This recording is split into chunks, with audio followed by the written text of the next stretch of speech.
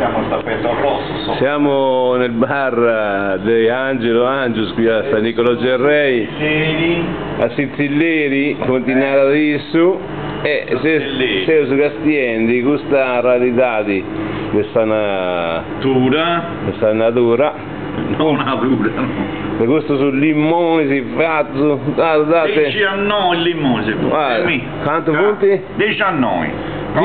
19 limoni, praticamente tutti vicini l'uno all'altro, che sembra un grappolo d'uva.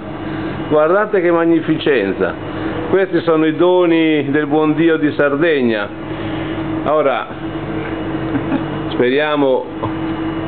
È rarissimo capitare cose del genere. Certo, infatti è una cosa meravigliosa vedere una cosa così.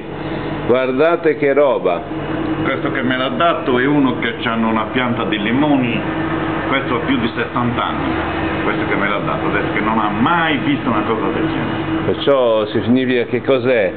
È un'evoluzione della pianta oppure...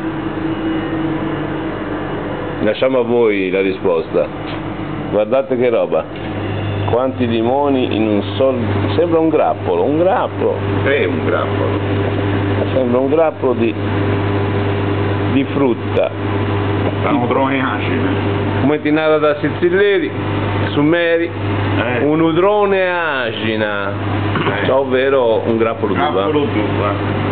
Adesso vi salutiamo, vi ringraziamo la gentile collaborazione. Questo signore. Al prossimo show. Ma quale show? Qui non c'è nessuno spettacolo, qui è soltanto una questione interessante dal punto di vista scientifico. Vedere una cosa del genere non l'avevo mai vista.